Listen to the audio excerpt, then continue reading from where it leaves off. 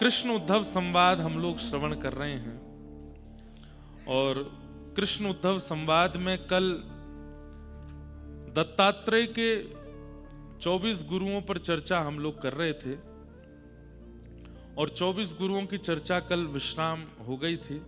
अब आज आगे के प्रसंग में हम लोग प्रवेश करेंगे। मुझे जो अति प्रिय है भिक्षुक गीत, उसकी ओर चलेंगे। उससे पहले भी भगवान ने कई भाव श्री उद्धव जी को बताए हैं, वो सुनते हुए हम लोग आगे के प्रसंग में चलते हैं।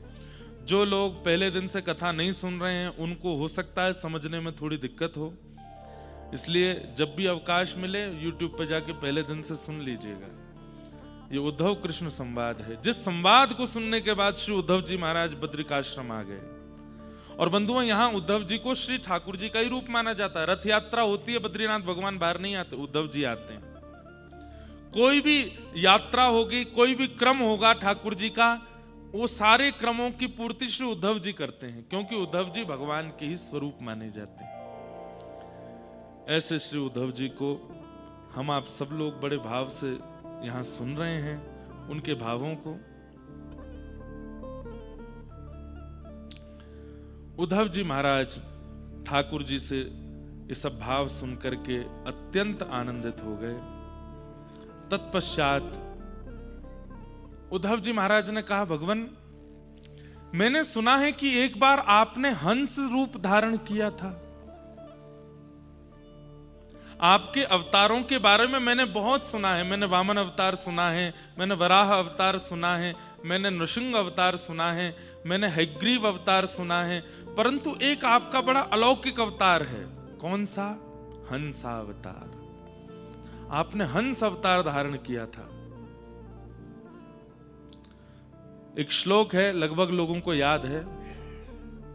शुक्लांबरधरम विष्णुम शशिवर्णम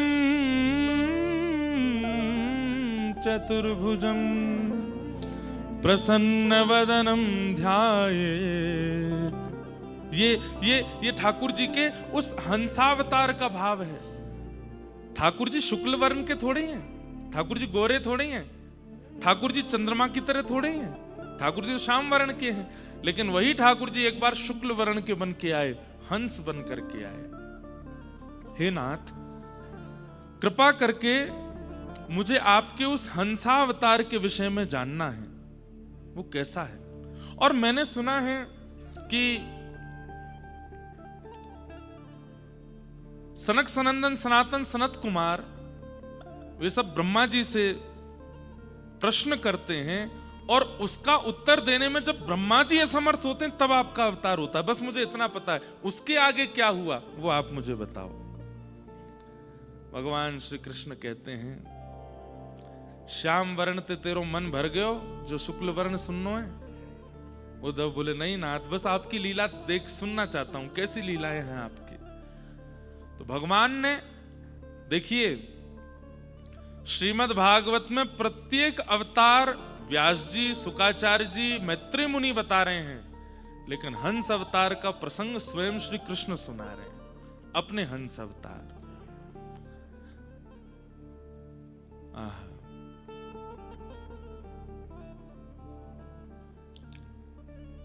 सनकादियों ने एक दिन ब्रह्मा जी से प्रश्न किया। भगवान बता रहे हैं, सुनो उद्धव। और एक बात बताएं, हर जगह सुनो उद्धव से अति ठाकुर जी बोलते हैं, प्रिय उद्धव सुनो, मैं तुम्हें बताता हूं। अत्यंत आनंद में भगवान अपने हंस स्वरूप का वर्णन करते हैं। बंधु, बहुत ज्ञान परक और बहुत गूढ़ विषय है, लेकिन आप लोग सुनेंगे तो सुख मिलेगा।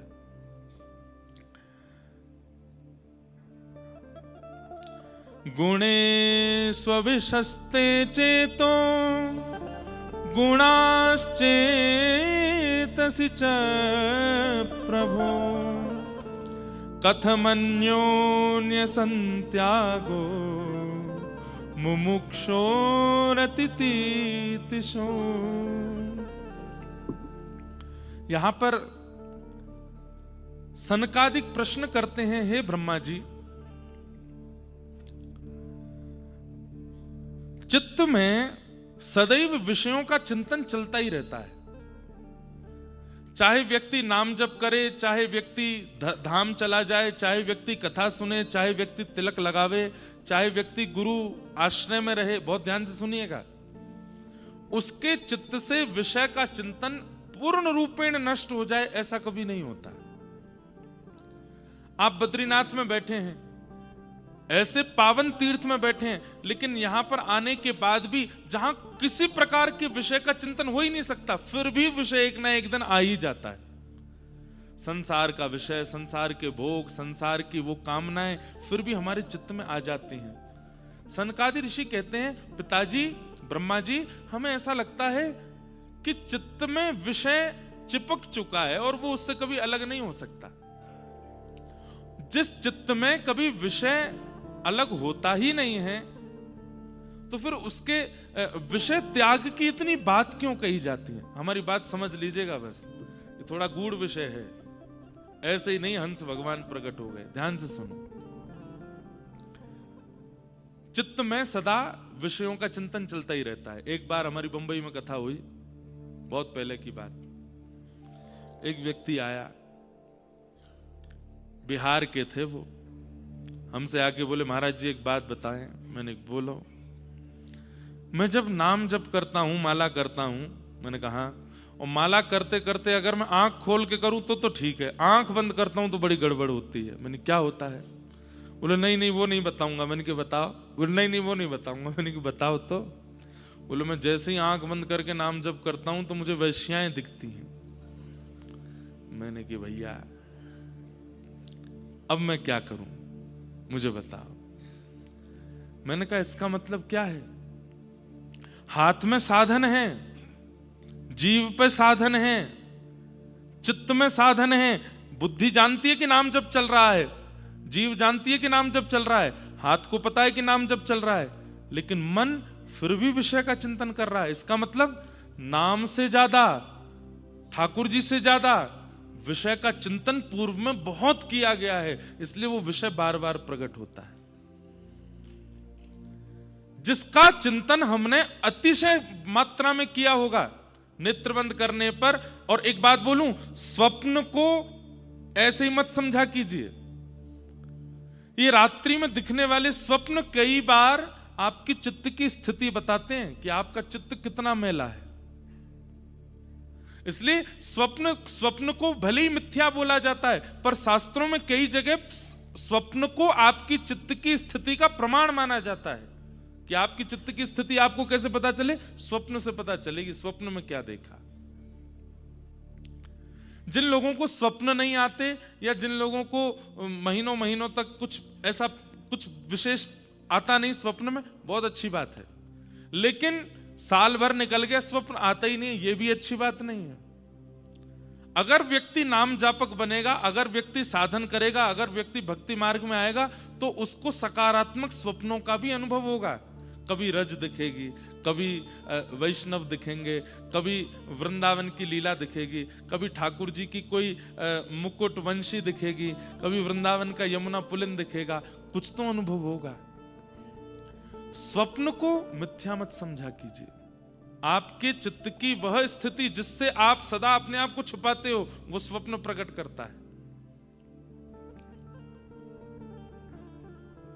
ध्यायतो विषयाम पुंसः संगस्तेषुपजायते, संगात् संजायते कामः, कामः क्रोधोऽभिजायते, क्रोधात् भवति सम्मोह, सम्मोहात् स्मृति विभ्रम, स्मृति भ्रंशात् बुद्धिनाशो, बुद्धिनाशात् प्रणश्यति।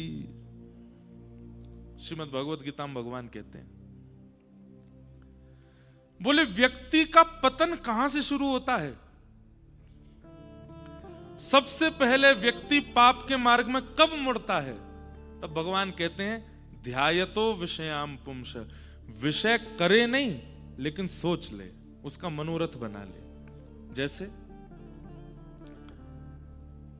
अब मंच से कई विषय ऐसे बताए जाएंगे जो बताने योग्य हो, लेकिन आप लोग अपने मन से आकलन लगा लीजिएगा कि इससे भी गहरे गहरे विषय हैं जो हम चिंतन कर लेते हैं।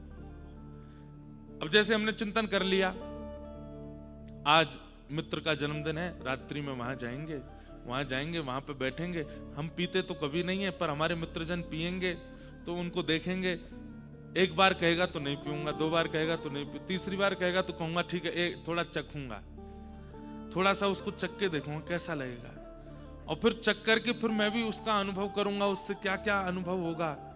जैसे मेरे मित्रजन रात्रि में झूमते हैं, फिर मैं भी झूमूंगा।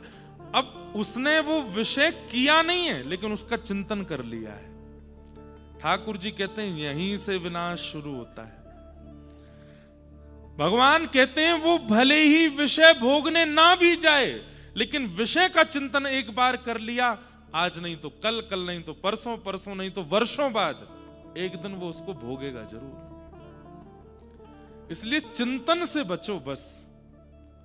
ध्यायतो विषयाम पुंसः संगस्तेषुपजायते। चिंतन किया गया विषय एक दिन आपको संग जरूर करा देगा। मतलब जो आपने सोचा है एक दिन वो आपके सामने प्रस्तुत होगा, और वो प्रस्तुत होगा नहीं, ठाकुर जी आपके लिए प्रस्तुत करेंगे। बोले अब देखता हूं तो इसको करता है कि नहीं। तूने कुछ साल पहले ऐसा चिंतन किया था, आज तेरे सामने योजना बन गई है, समय भी है, अवकाश भी है, वस्तु भी है, कोई देख भी नहीं रहा है, अब बता तू करेगा कि नहीं। ठाकुर जी कहते हैं एक बार चिंतन किया गया होगा तो जरूर विषय का भोग करेगा। संगस्तेषुपजायते। और जैसे ही वो संग करता है सोचे हुए विषय का, भगवान कहते हैं उसके बाद क्या होता है, संगात संजायते कामः। फिर उसके अंदर काम और क्रोध इन दोनों का वर्धन होता है। एक बात बहुत ध्यान से सुनिएगा, किसी व्यक्ति के अंदर क्रोध और काम की मात्रा यदि बढ़ी है, इसका मतलब उसका विषयी है।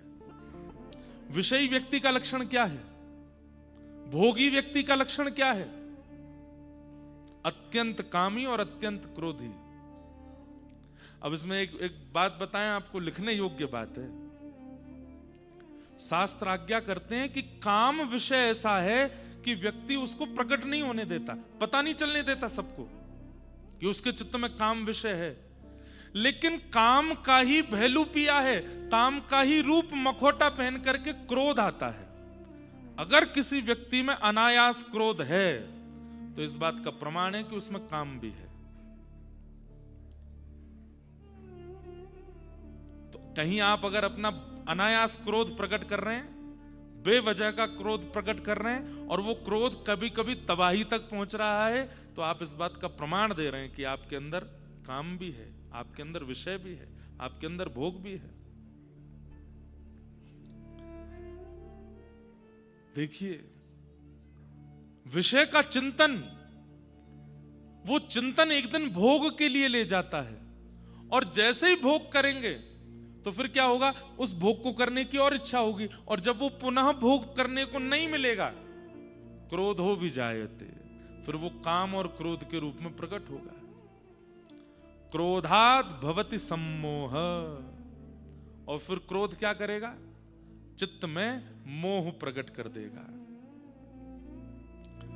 और सम्मोहात् स्मृति विभ्रम। अच्छा, मोह सम्मोह का मतलब क्या है, ठाकुर जी को छोड़ के संसार के किसी विषयी व्यक्ति को आप सोचेंगे यही है मेरा सर्वस्व, यही है मेरा जीवन, यही है मेरा प्राण, ये नहीं तो कुछ नहीं, ये है तो सब कुछ है। और फिर कई परिवार के लोगों को, शायद अपने में नहीं तो पड़ोसियों के में या कहीं पर अनुभव तो किया होगा, व्यक्ति इतना पागल हो जाता है एक व्यक्ति के पीछे, सब समझा रहे हैं अरे उसका पीछा छोड़ो, वो अच्छा आदमी नहीं है, लेकिन व्यक्ति उसी के पीछे लगा रहता है। क्रोध बुद्धि का नाश करता है। सम्मोहाद स्मृति विभ्रम। फिर अच्छी बातें अच्छी नहीं लगती, फिर क्या होता है, अच्छा बताने वाला व्यक्ति शत्रु लगता है। आपको समझाने वाला, आपको टोकने वाला, आपको रोकने वाला, आपको समय समय पर सतर्क करने वाला व्यक्ति शत्रु लगने लगता है। और फिर जैसे ही सद्ज्ञान देने वाला व्यक्ति शत्रु लगने लगे, उसके बाद क्या होगा, बुद्धि नाश, बुद्धि का नाश हो जाएगा। और जैसे ही बुद्धि नाश होगी, सब काम उल्टे उल्टे करेगा, और बुद्धि नाशात् प्रणश्यति। खत्म, उसका जीवन फिर वहीं नष्ट हो जाता है। ठाकुर जी कहते हैं फिर मैं उससे अपनी कमर कर लेता हूं, उसकी ओर देखता भी नहीं हूं। अब तू जाने तेरा काम, देखता रहे अपना जीवन कैसा है तेरा। जिसकी बुद्धि नाश हो जाती है। और बुद्धि नाश किससे होती है? अब ये सारी कड़ी आपको याद रखनी पड़ेगी। सबसे पहला ध्यान विषय का, फिर वो ध्यान एक दिन क्या कराएगा? भोग विषय का। भोग क्या कराएगा? चित्त में काम प्रकट कराएगा। काम आएगा, साथ में क्रोध आएगा। क्रोध से सम्मोह आएगा। सम्मोह से सम्मोहात स्मृति विभ्रम, स्मृति विभ्रम हो जाएगी। अच्छा प्रवचन करने वाले बुरे लगने लगेंगे, शत्रु लगने लगेंगे। और स्मृति ब्रह्म होते ही बुद्धि नाश, बुद्धि नाश हो जाएगी। ये 7 चीजें हैं, ये 7 सोपान हैं व्यक्ति के पतन के। उसका प्रारंभ कहां से होता है? अगर प्रारंभ रुक जाए तो पूरा रुक सकता है। तो प्रारंभ होता है विषय का चिंतन। हम आप सब लोग भी यहां पर अधिकतर लोग वो बैठे हैं जो नाम जप करते हैं, कथा सुनते हैं, ठाकुर जी का दर्शन करते हैं, गंगा जी स्नान करते हैं, बद्री विशाल भगवान, केदारनाथ भगवान, गंगोत्री यमुनोत्री धाम करते हैं। हम लोग विषय भोगते नहीं हैं, पर हम आप सब लोगों के चित्त में विषय का चिंतन चलता जरूर है।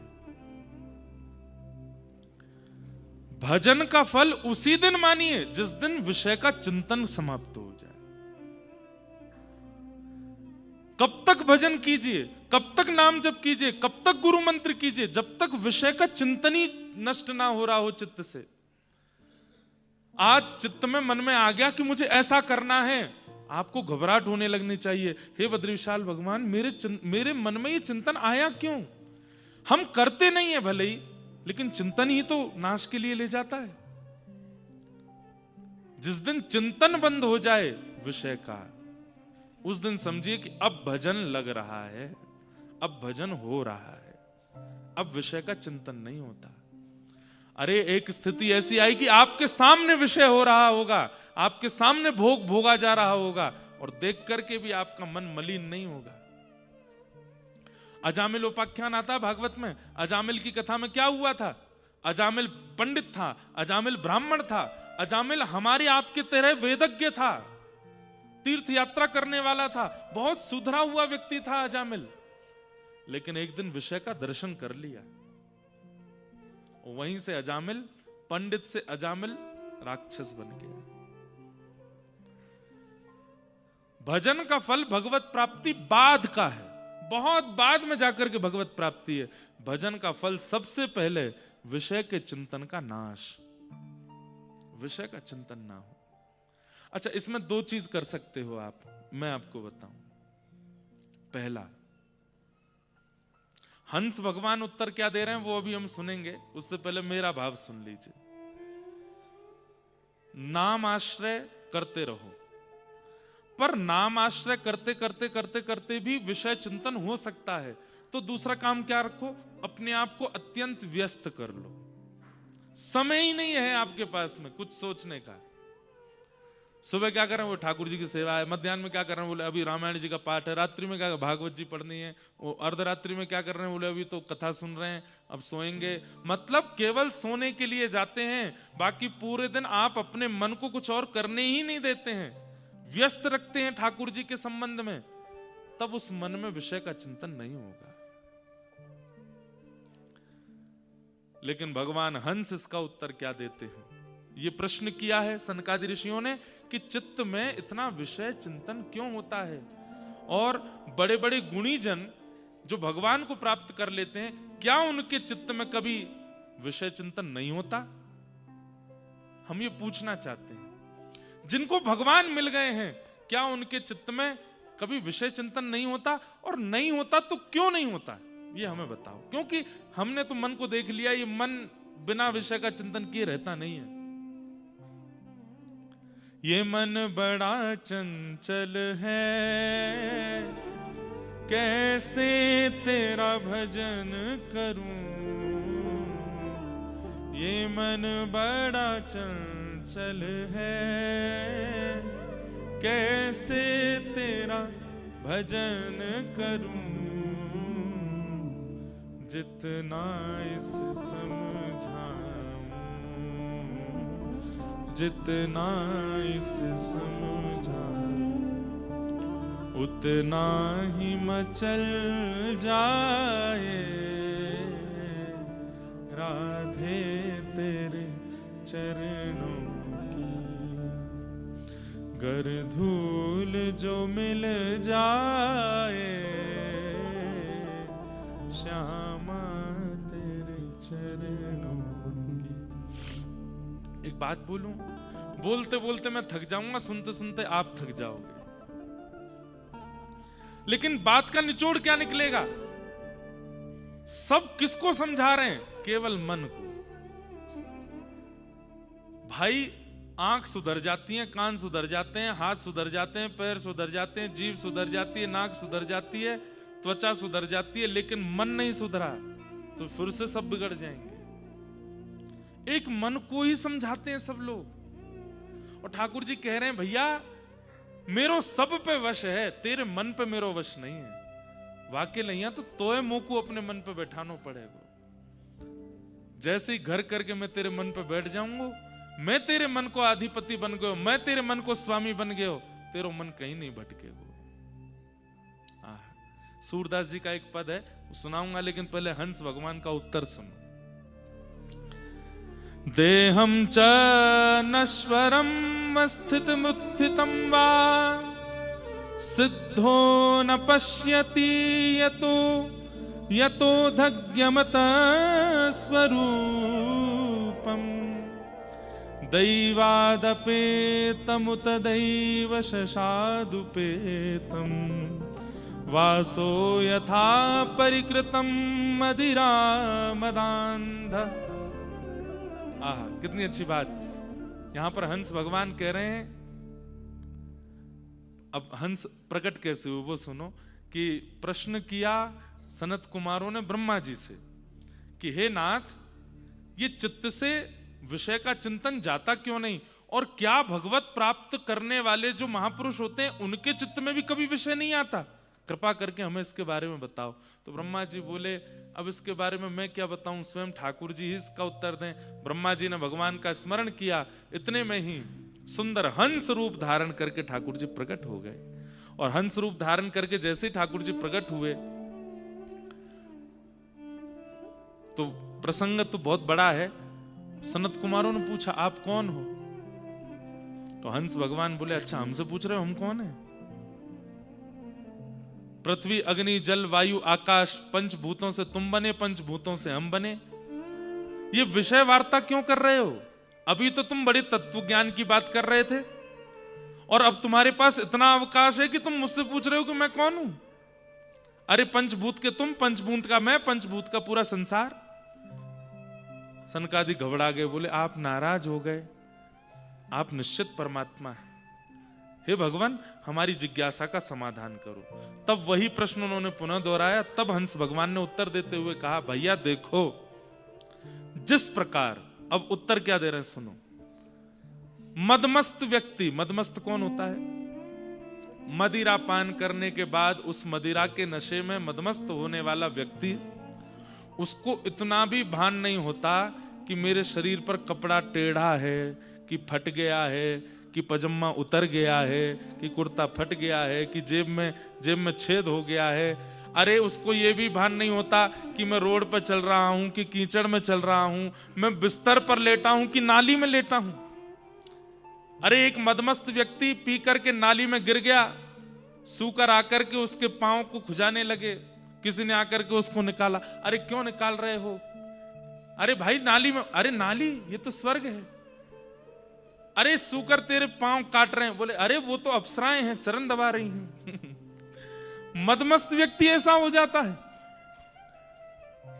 हंस भगवान कहते हैं जिस प्रकार सामान्य से मदिरा पान करने वाला व्यक्ति, उसको अपने देह का जब भान नहीं रहता, ऐसे ही मेरे आराधन में जब व्यक्ति आ जाता है तो मेरा आराधन, मेरा भजन, मेरा कीर्तन, मेरा प्रेम, वो तो उस मदिरा के नशे से बहुत ऊंचा है। जब उसके नशे में व्यक्ति आ जाता है तो उसको कोई भान नहीं होता, उसके चित्त में और कुछ आता ही नहीं है, उसके चित्त में केवल सदा मेरा चिंतन रहता है।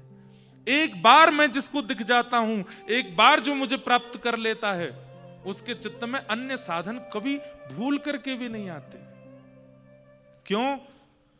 बोले मेरा प्रेम, मेरा आस्वादन, मेरा दर्शन, मेरा स्मरण वो उस मध्य के नशे से बहुत ऊंचा है। और उस नशे में जब व्यक्ति पड़ जाता है उसको और कुछ भान नहीं रहता।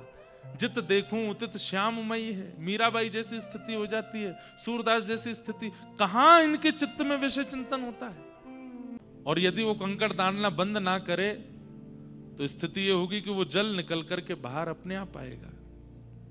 चित्त एक मटका है, ऐसा हो ही नहीं सकता कि इससे विषयों का चिंतन निकले ना। ज्ञान के, भक्ति के, वैराग्य के और सद्गुरु वचनों के कंकड़ डालने पड़ेंगे। नित्य प्रति नित्य डालते रहेंगे।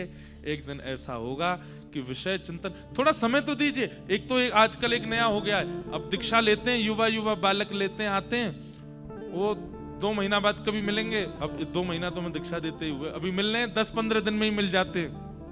महाराज जी ध्यान में ठाकुर जी तो आते हैं, पर मिलेंगे कब? अरे मैंने कि 2 महीना में मिल जाएं, नेक तो समय दे भैया। कछु तो नेक, थोड़ा तो आपने 26-27 साल संसार को दे लिए, ठाकुर जी तो 2 महीना में ही चाहिए।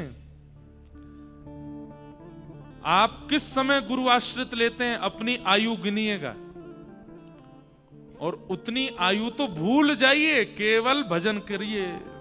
उतने साल तो केवल करते रहिए। उसके बाद सोचिएगा कि अब इतने साल मैंने गुरु आज्ञा को भी दिए, अब तो ठाकुर जी को मिलना चाहिए। बात समझ में आ रही है? मान लीजिए कि आप बद्रीनाथ भगवान के चरणों में 30 साल संसार में भटकने के बाद 30 साल की आयु में आए बद्रीनाथ, और बद्रीनाथ आकर के अब मन शुद्ध हो गया, चित्त पवित्र हो गया, देहाभिमान नष्ट हो गया, अब संसार का विषय छूट गया। अब आपको प्रतिदिन ये लग रहा है कब मिलेंगे नारायण, कब मिलेंगे नारायण, कब मिलेंगे नारायण। 30 साल संसार को दिए थे ना, बिल्कुल हिचकिचाहट किए बगैर दिए थे ना, अब इतना ही ठाकुर जी को भी दो, 30 साल दो। मेरा कहने का मतलब ये नहीं कि 30 साल में ही मिलेंगे, पर आपको मन में यही रखना चाहिए कि 30 साल तो देने ही देने हैं। बराबरी जब हो जाएगी संसार की और भजन की, तब पूछेंगे ठाकुर जी अब कब मिलोगे, अब मिलोगे। अब तो आपको भी दिया ना समय, 30 साल नहीं लगेंगे, मिल तो ठाकुर जी संसार की तरह थोड़े हैं, ठाकुर जी जल्दी प्राप्त हो जाते हैं।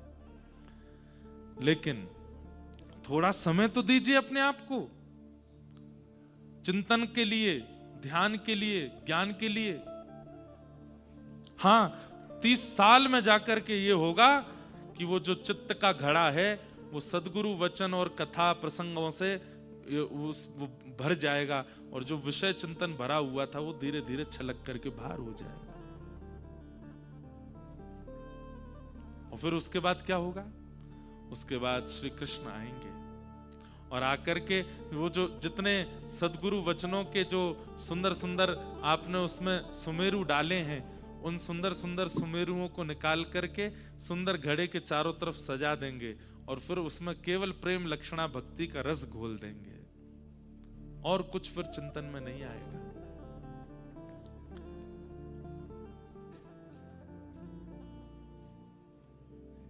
हंस भगवान के सुंदर अवतरण की कथा भगवान ने बताई। इसके बाद अब प्रसंग बहुत बड़ा है, कृष्ण उद्धव संवाद। हमने सोचा कि अगर इतना विस्तार करेंगे तो फिर सुंदर सुंदर और प्रसंग वो नहीं हो पाएंगे, तो इसलिए हम सूक्ष्म में बता दें। फिर भगवान ने ध्यान की विधि बताई, ध्यान कैसे लगाना चाहिए, ध्यान करने की विधि क्या होती है, भगवान ने उद्धव को समझाया। अष्टांग योग कपिल भगवान बता चुके हैं, उसी का ही वृहद स्वरूप यहां पर भगवान कृष्ण ने उद्धव जी को समझाया। ध्यान की विधि क्या है? तत्पश्चात भगवान ने एक अद्भुत बात बताई। भगवान कहते हैं उद्धव, जब व्यक्ति इंद्रिय, 3 चीजों को ध्यान रखिएगा, इंद्रिय, मन और प्राण, इन पर जब अपना वश कर लेता है, आज प्राण हमारे वश में नहीं है, प्राण जब चाहेंगे तब निकल सकते हैं, जब इच्छा हो जाएगी तब जा सकते हैं। पर ठाकुर जी बोले मन एकाग्र करने से उद्धव यह भी हो जाएगा कि प्राण भी तुम्हारे वश में, जब तुम चाहोगे तब प्राण जाएंगे। भीष्म पितामह के गए। भीष्म पितामह ने विचार कर लिया कि जब तक श्याम सुंदर मेरे सामने आकर के खड़े नहीं हो जाएंगे और ऐसी स्थिति नहीं बन जाएगी ना वो हिले ना मैं हिलूं, तब तक मेरे प्राण नहीं जाने चाहिए। और वही बना। बाणों की सैया पर भीष्म पितामह, ठाकुर जी सामने खड़े, तब प्राण गए। कैसे कैसे आचार्य हुए। आज भी हमारे भारत में ऐसे कई महापुरुष हुए जिन्होंने पूर्व में ही बता दिया कि मेरे प्राण इस तिथि में इस काल में जाएंगे। व्यवस्था देख लो। भगवान कहते हैं मन एकाग्र करने से उद्धव मेरी प्राप्ति होती है, यह तो है ही, और क्या क्या होता है। तब सबसे पहले भगवान कहते हैं कि प्राण वश में हो जाते हैं। आप नहीं चाहोगे तो मृत्यु देवी बाहर खड़ी रहेगी, आपके प्राण ले नहीं सकती। और दूसरा, इंद्रियां वश में हो जाती हैं। इंद्रियां और प्राण ये दोनों वश में हो गए, मन वश में हो गया, ये तीनों वश में हो गए, तब उद्धव व्यक्ति को क्या अनुभव होगा? 18 प्रकार की सिद्धियां उसके सामने खड़ी हो जाएंगी। उसको कोई साधन करने की आवश्यकता नहीं होगी। अब लोग बाग तंत्र मंत्र करते हैं, तंत्र मंत्र करने के बाद उनको सिद्धियां आती हैं, और सिद्धियां आने के बाद वो फिर कभी किसी का कुछ बता देते हैं कि कहीं किसी की कोई सिद्धि होती है, किसी की कोई सिद्धि होती है। मीराबाई ने कोई तंत्र मंत्र नहीं किया। अकबर रूप बदल करके आया, मीराबाई कीर्तन कर रही थी। कोई नहीं पहचान सकता अकबर को। बीरबल के साथ में आया था, तानसेन के साथ में आया था अकबर मीराबाई का स्वर सुनने के लिए। किसी ने मुझे कुछ दिन पहले भेजे कि महाराज जी मीराबाई का जन्म तो पहले हो चुका था, अकबर तो बाद में हुआ, आप कैसे कथा में बता रहे थे। मैंने कहा भैया हमारे पास मीरा चरित्र उसमें स्पष्ट लिखा है, और वो मीरा चरित्र भी प्रमाणित है। मीराबाई के ही वंशज हैं, अभी वृंदावन में हैं एक सौभाग्य कुमारी बाई जी, उन्होंने उस ग्रंथ को लिखा है। उन्होंने उसमें अंकित किया है कि अकबर आया था और बीरबल के साथ रूप बदल करके आया।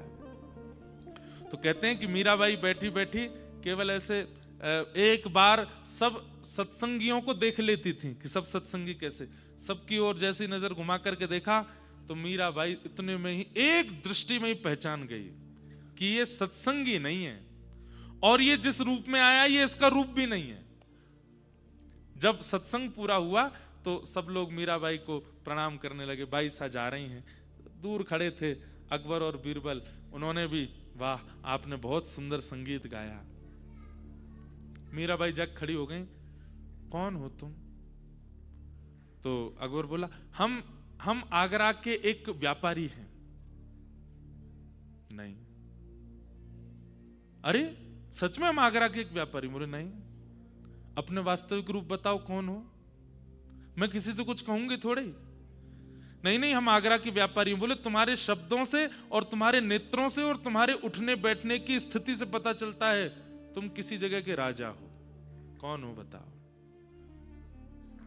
बादशाह अकबर बीरबल से बोला पहले तो मैं इनके स्वर पे मोहित हुआ, अब तो मैं इनकी बातों पे, इनको कैसे पता कि मैं कौन हूं? और अकबर ने तुरंत अपना रूप प्रकट किया। वहां खड़े सब लोग हक्का बक्का, अकबर खड़ा है। उस समय एक छत्र राजा था भारत का। अब बाईसा को कैसे पता चल गया कि वो अकबर है?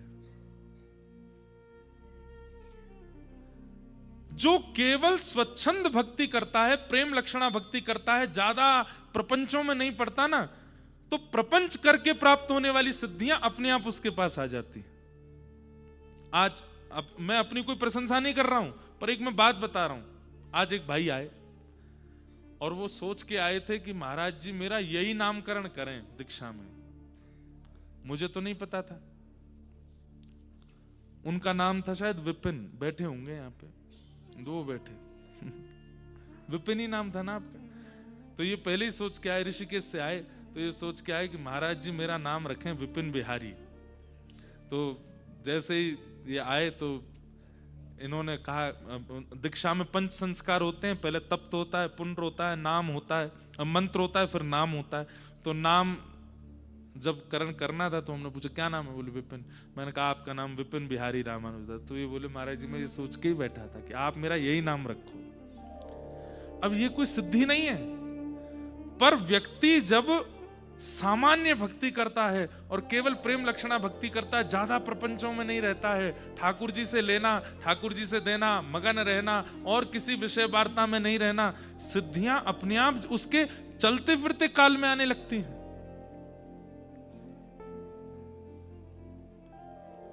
भगवान यहां पर यह बात उद्धव को समझा रहे हैं। उद्धव 18 प्रकार की सिद्धियां हैं और प्रत्येक सिद्धि को प्राप्त करने के लिए क्या क्या करना पड़ता है उसका सारा नियम बताया भगवान ने। अहिमा नाम की एक सिद्धि होती है, महिमा नाम की सिद्धि होती है, लघिमा नाम की सिद्धि होती है, प्राप्ति नाम की सिद्धि होती है, प्राकाम्य नाम की सिद्धि होती है, ईरिता नाम की सिद्धि होती है, वसिता नाम की सिद्धि होती है, कामावशायिता नाम की सिद्धि होती है। भगवान कहते हैं सारी सिद्धियां मेरे रूम कोपों में हैं, मेरे रोयों में हैं। मुझसे कोई मांगता है तो मैं उसे दे देता हूं।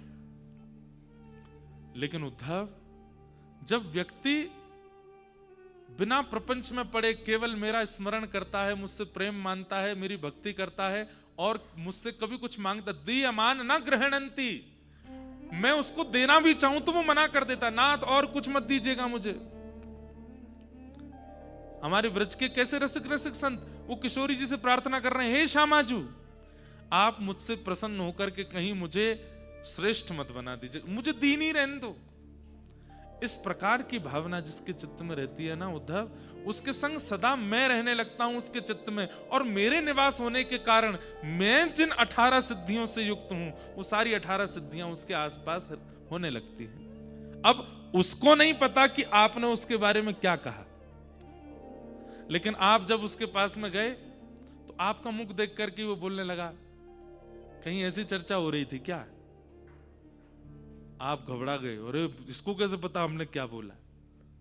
उसको किसी ने बताया नहीं है, उसके पास सिद्धि नहीं, पर स्वाभाविक उसकी वाणी में और उसके विषयों में ऐसी सिद्धि आ जाती है कि सब होने लगता है। भूत भविष्य वर्तमान देखने लगते हैं लोग। गोस्वामी तुलसीदास जी को दिखने लगता था, सूरदास जी को तो बिना नेत्रों के अनुभव होने लगता था। सूरदास जी की तो एक उनके चरित्र आप जब पढ़ोगे सूरदास जी का, तो उसमें तो प्रधानता है कि सूरदास जी महाराज अपने घर के बाहर चौबारे पे बैठते थे। जब वो सूरदास बने नहीं थे तब लोग बाग, गांव के लोग आते थे, नेत्र उनके थे नहीं, तो लोग आके पूछते हमारी भैंस नहीं मिल रही, कहाँ है? सूरदास जी बोलते पीछे गांव में जाओ, 4 किलोमीटर बाद एक पोखर है, वहां पर पानी पी रही है, जाओ ले आओ। अरे हमारे बेटे का ब्याह कब होगा? पश्चिम दिशा में एक घर है, उस घर की एक कन्या है, उससे विवाह आपके पुत्र का होगा, बता देते थे चैतन्य महाप्रभु। सिद्धियां अपने आप प्रकट होने लगती, उनकी सामान्य वार्ता में होने लगता था। भगवान कहते हैं इस प्रकार जो अनायास और निष्काम भाव से मेरा केवल प्रेम लक्षण भाव से भजन करते हैं, उनके चित्त में अपने आप ही सिद्धियां प्रकट होने लगती हैं। उद्धव, भगवान ने सिद्धियों के विषय में बताया, फिर बीच में और भी कई प्रश्न किए।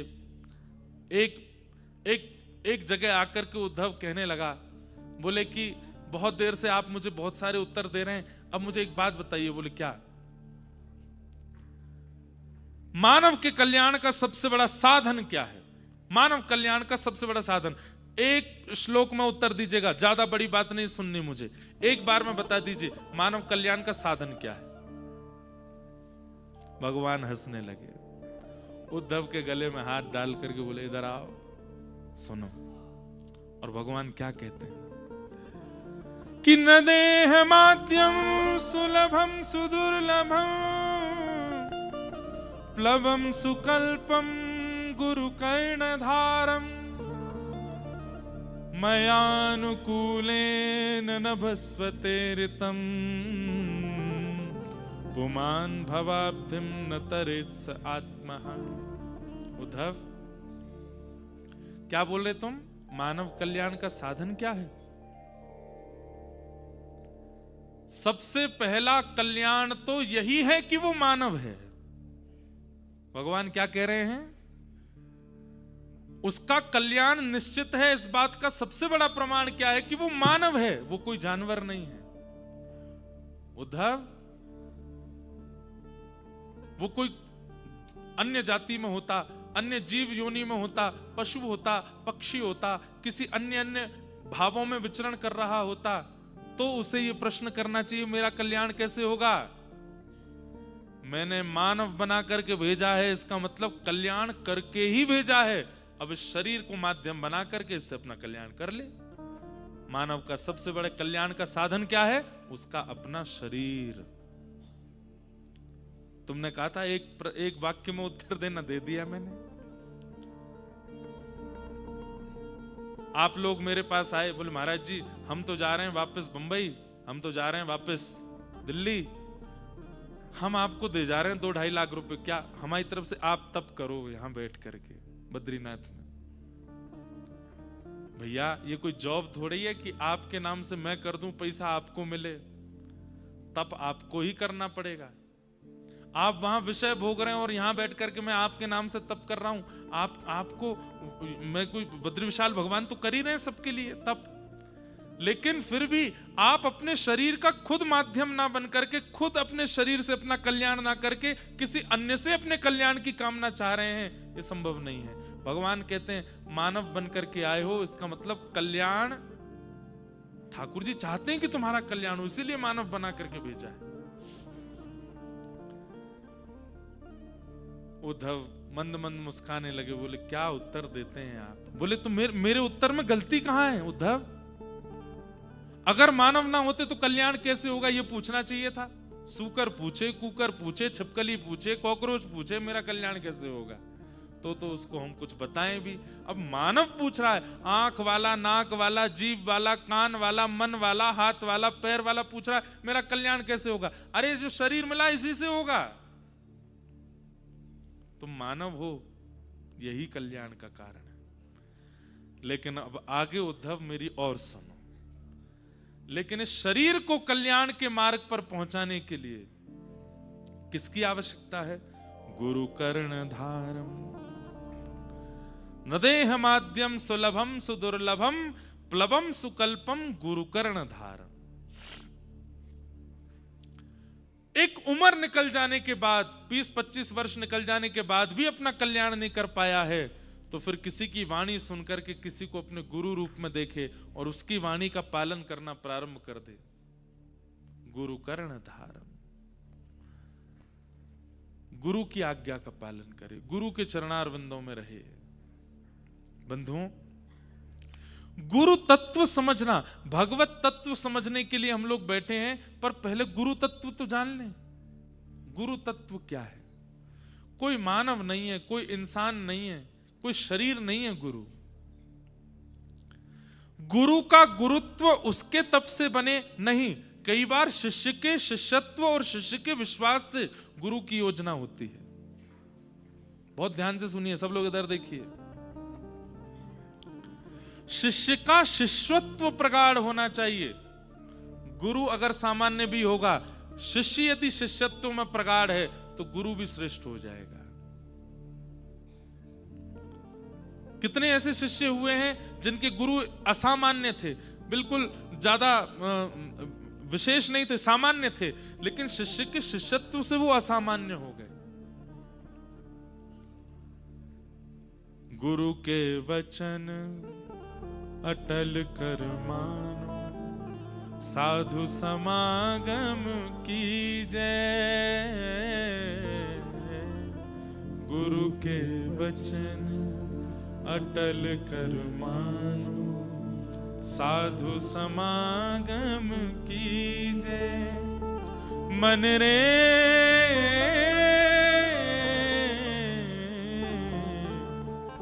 कृष्ण नाम कह लीजे,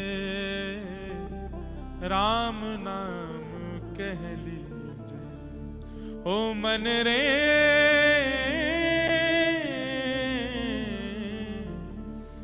कृष्ण नाम कह लीजे, राम नाम कह लीजे। एक बार करके देखिए, अगर आपके गुरुदेव कह देते हैं ऐसा करो, तो वो करने में कितना धन लग रहा है, कितना परिश्रम लग रहा है, मेरा सब कुछ लुट रहा है, उसका विचार मत कीजिए। वैसे होगा नहीं ऐसा, पर एक बार अगर गुरुदेव ने कह दिया ये करो, तो उसमें फिर विचार मत करो, विश्वास करके उस क्रिया को करने लग जाइए। मैं कथा में कहा करता हूं, गुरु आज्ञा नहीं देते, गुरु सामर्थ्य देते। उन्होंने जो बात कही है उसकी सामर्थ्य भी गुरु देते हैं। आप करो। प्रमाण के रूप में मैं खुद हूं। मैं जो कथा सुना पा रहा हूं, जो कह पा रहा हूं, जो मैं अनुभव कर पाता हूं, ये सब गुरु कृपा है। केवल उनकी वाणी के प्रति अटूट विश्वास। एक बात कहें बंधुओं, गुरु से जिद मत करो, चाहे हाथ अपने सिर पर धरवाने की ही हो, इसकी भी जिद मत करो।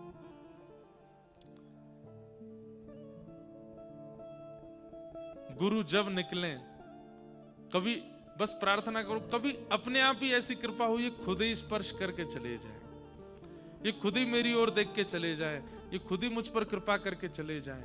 मैं इनसे प्रार्थना नहीं करूंगा, मैं इनसे जिज्ञासा नहीं करूंगा, भले इस जिज्ञासा में मुझे 10 वर्ष निकल जाए, मैं नहीं कहूंगा ये कृपा कर दे। ऐसे गुरु के प्रति अटूटता जब होती है, तो गुरु, अगर भगवान ने कहा पहला कल्याण का साधन मैंने दे के भेजा है शरीर, फिर भी नहीं कर पा रहे हो, तो फिर गुरु लाओ जीवन में, गुरु कर्ण धारम। और जैसे ही गुरु जीवन में आ जाएंगे, उनके प्रति विश्वास प्रकट कर लो, उनकी वाणी और उनके कथामृत, उनके प्रवचनामृतों को ऐसे पालन करने लग जाओ जैसे यही है सर्वस्व। भगवान कहते हैं उसके बाद क्या होगा? बोले चमत्कार देखोगे। बोले क्या? मयानुकूलेन नभस्वतेरितम, मैं सारी अनुकूलताएं प्रकट करता चला जाता हूं। पुमान भवाब्धिम न तरेत स आत्मा।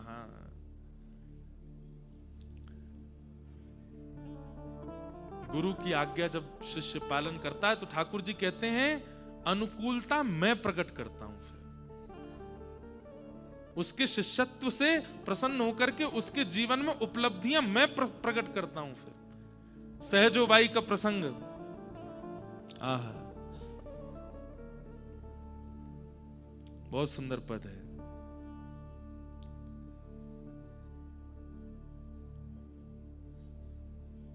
राम ना बिसारू, शब्द सुनिएगा सहजोबाई। राम ना गुरु ना बिसारू, मैं राम तज डारू।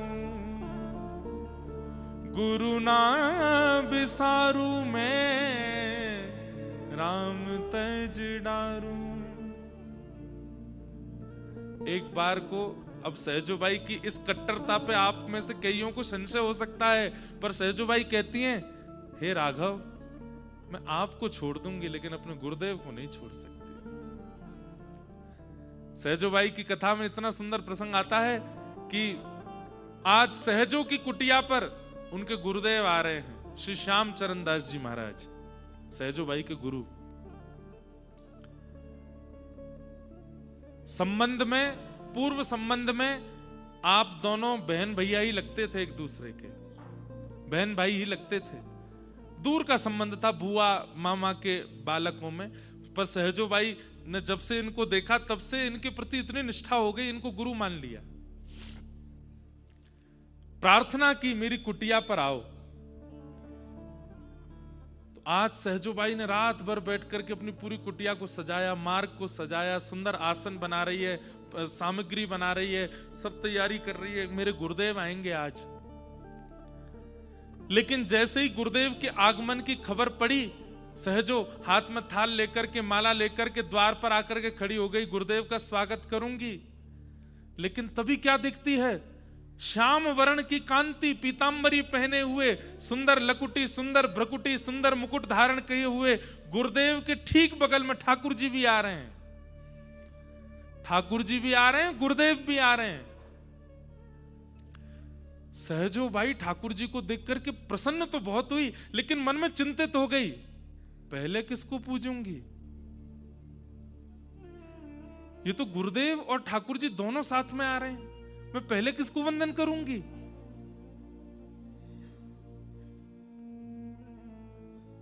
जब सहजोबाई का ये प्रसंग मैंने पहली बार सुना तो मैंने अपने आप से पूछा, सहजोबाई की जगह अगर मैं होता, मेरे गुरुदेव आ रहे होते और गुरुदेव के ठीक बगल में ठाकुर जी भी आ रहे होते, मैं क्या करता? तो मैंने अपने आप से जब पूछा तो उत्तर मिला, मैं गुरुदेव के चरणों में प्रार्थना करता, हे गुरुदेव, आपकी कृपा से ठाकुर जी भी आए हैं, आप भी आए हैं, मैं अकेला पूजन क्यों करूं ठाकुर जी का? आपके सहित पूजन करूंगा, आप भी पूजन करो, आप भी ठाकुर जी को तिलक लगाओ, माला पहनाओ, आरती करो, और आपके हाथ से मैं भी हाथ लगा लूंगा। आपने ताली तो बजाई, लेकिन सहजोबाई की तो सुनी नहीं आपने। ये तो मैंने किया, क्या? गुरुदेव को बुलाया कि गुरुदेव ठाकुर जी आए हैं, आइए दोनों मिलकर के ठाकुर जी का स्वागत करेंगे। पर सहजोबाई ने कही, मेरे गुरुदेव आए हैं, दौड़ करके गई, ठाकुर जी का हाथ पकड़ के लाई, बोले पकड़ो थाली, मेरे गुरुदेव आरती करो। मेरे गुरु पधारे हैं। भगवान सहजोबाई की ओर देख रहे हैं, सहजो, ओ सहजो, क्या बात है, गुरुदेव आ रहे हैं, पुष्प अर्चन करो। ठाकुर जी पुष्प डालते जा रहे हैं, सहजो को देखते जा रहे हैं। तो त्रिलोकीनाथ से गुरु की पूजा करवा रही है। आप त्रिलोकीनाथ हैं, पर वो मेरे गुरु हैं। अरे मैं बड़ा हूं, कैसे बड़े आप?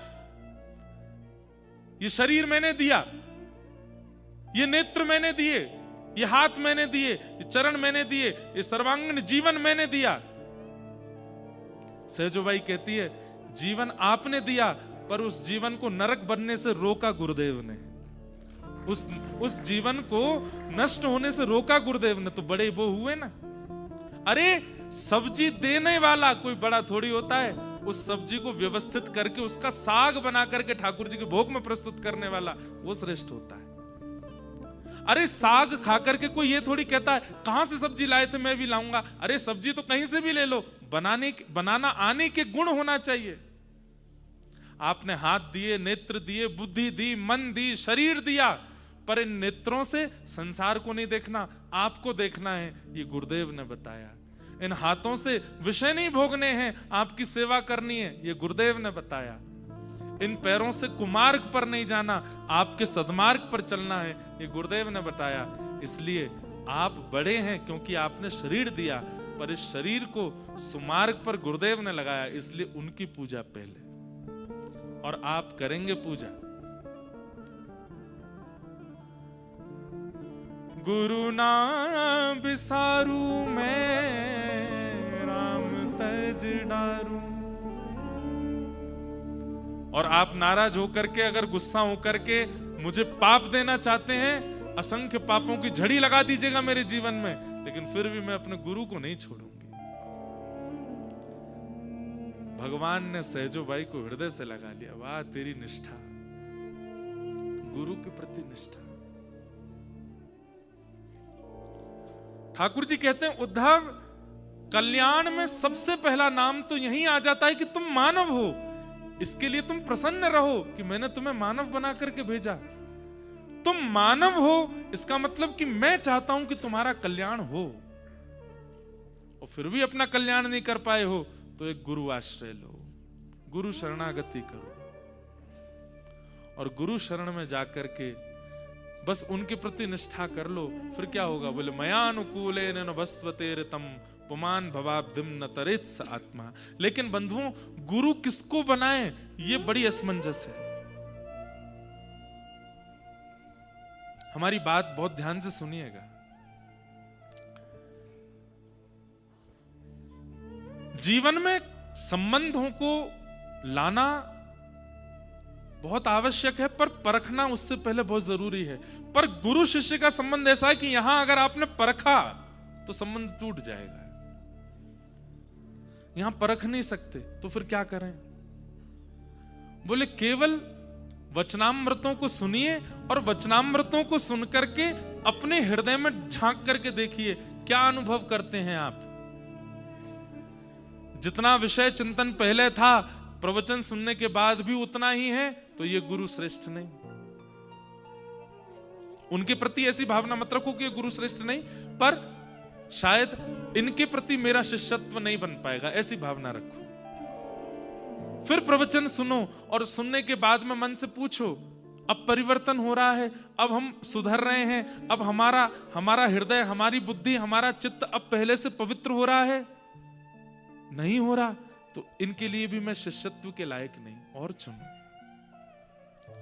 जहां ऐसा लगे कि मन स्थिर हो गया है, अब विषय चिंतन नहीं होता, अब वाणी गुरु की सुनते हैं पर याद ठाकुर जी की आती है, वाणी गुरुदेव की सुनते हैं पर चिंतन ठाकुर जी का होता है, नेत्र सजल हो जाते हैं, शरीर स्थिर हो जाता है, विषय भोगने की इच्छा नहीं रह जाती है। समझ जाइए यही गुरु है। उनके प्रभाव पर आकर्षित मत होइएगा, उनकी वाणी से अपने चित्त की स्थिति का दर्शन कीजिए, तब गुरु बनाइए। लोग प्रभाव देख करके गुरु बना लेते हैं, पछताते हैं बाद में। वैसे तो ये बात कहने की, पर गुरु आश्रय में आने के बाद में आहा, यही श्याम चरण दास जी सहजोबाई के गुरु जी, इन्हीं की परंपरा है जयपुर में सरस निकुंज, और उसी परंपरा में एक बहुत सुंदर पंक्ति गाते हैं, सद्गुरु शरण में, सद्गुरु शरण में सभी फल मिलेंगे,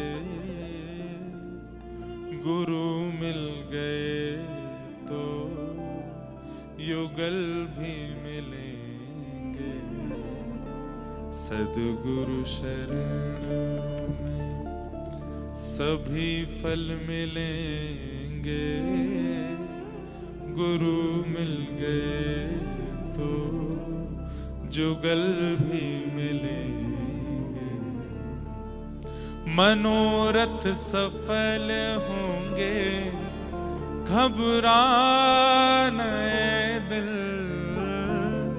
मनोरथ सफल होंगे, घबराना दिल, मनोरथ सफल होंगे, घबराना दिल, मनोरथ सफल होंगे,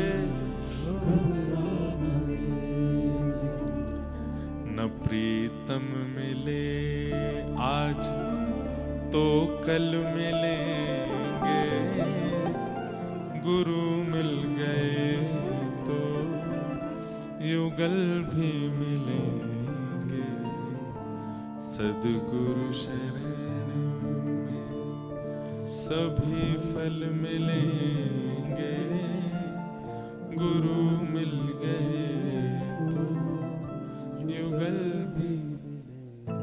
भगवान कहते हैं उद्धव तू कहता है कल्याण का साधन, तो पहला मानव देह और दूसरा इस देह को सद्मार्ग दिखाने वाला गुरु। इस प्रकार ठाकुर जी उपदेश दे रहे थे। उद्धव ने प्रश्न किया, भगवान एक गृहस्थाश्रमी को आपके भक्ति मार्ग में आने के लिए किन किन भावों में सावधानी रखने की आवश्यकता है, कृपा करके मुझे बताएं। और ठाकुर जी यहां उद्धव को अब भिक्षुक गीत सुनाते हैं, और उस भिक्षुक गीत को सुनाने से पूर्व ठाकुर जी उद्धव को कुछ विशेष बातों के बारे में ध्यान रखने के लिए कहते हैं। भगवान कहते हैं उद्धव, गृहस्थाश्रमी को चाहिए सबसे पहला क्या? अपने कमाए हुए धन के 5 विभाजन करे। कौन कौन से? बोले पहला धर्माय, दूसरा यश, तीसरा कामाय, चौथा अर्थाय और 5वां स्वजनाय। बहुत ध्यान से सुनिएगा। जो गृहस्थाश्रमी अपने धन का 5 क्रियाओं में 5 विभाजन करता है, वो गृहस्थाश्रमी बहुत सुखद गृहस्थाश्रम भी निभा लेता है, मेरी भक्ति भी निभा लेता है। सबसे पहला भगवान कहते हैं धर्माय। अपने कमाए गए धन में से 5 विभाजन करने हैं, तो सबसे पहला विभाजन धर्म के लिए करो। उद्धव ने कहा धर्म में किस विशेष क्रिया में करें? तब ठाकुर जी कहते हैं 5 देवों की उपासना। कौन कौन से? बोले सूर्य, गणेश, दुर्गा, नारायण और शिव। इन 5 देवों की उपासना करें। सूर्य की उपासना करें, नित्य प्रातःकाल उठते ही सूर्य अर्घ प्रदान करे। सूर्य आदित्य हृदय स्तोत्र हो सके तो उसका पाठ करे। सूर्य नारायण को नित्य वंदन करे और इसी भाव से करे कि हे आप ही साक्षात परमात्मा नारायण हैं। इस भाव से सूर्य को वंदन करे और फिर समय समय होने पर सूर्य नारायण के लिए ही कुछ ना कुछ अनुष्ठान कराता रहे। दूसरा, गणेश जी को वंदन करे। गणेश चतुर्थी पर ही गणेश जी को वंदन नहीं करना है, जब जब अवसर प्राप्त हो गणेश जी को वंदन करो। मंगल कारक है, मंगल कार्यों को बनाते हैं गणपति। गणेश वंदन करे। तीसरा, दुर्गा उपासना करे, दुर्गा जी को प्रणाम करे। चौथा, नारायण यानी कि कृष्ण उपासना, राम उपासना, नारायण उपासना एक ही बात है, ये करे। और 5वां, शिव आराधन करे। इन 5 देवों के आराधन में अपने धन को व्यय करे। अपने कमाए गए धन में से कुछ अंश इन 5 देवों की आराधना में लगाए। ये 5 देव यदि आपसे प्रसन्न हैं तो आपके कितने भी नक्षत्र खराब चल रहे हो, कितने भी ग्रह खराब चल रहे हो, कितना भी कुछ आपकी कुंडली में उथल पुथल चल रही हो, लेकिन ये 5 यदि आपसे प्रसन्न हैं तो बड़े से बड़े पहाड़ भी आ रहे होंगे, कंकड़ बन के छू के निकल जाएंगे। ये 5 देव आपका बिगड़ने नहीं देंगे कुछ भी। अच्छा, एक बात, इन 5 देवों की प्रसन्नता में सबसे पहला कारण क्या है? धन का व्यय। बंधुओं, आजकल के पढ़े लिखे लोग दान को, धन व्यय करवाने को, कथा करवाने को, अनुष्ठान करने को, दान पुण्य, इनको बहुत गलत समझते हैं। बोले बताओ, कुछ करते धरते नहीं दान ले रहे हैं, कुछ करते धरते नहीं पैसे के लिए सब कर रहे हैं। ऐसा नहीं। 5 देवों की प्रसन्नता कैसी, उसमें भगवान कह रहे हैं लक्ष्मी का व्यय करो।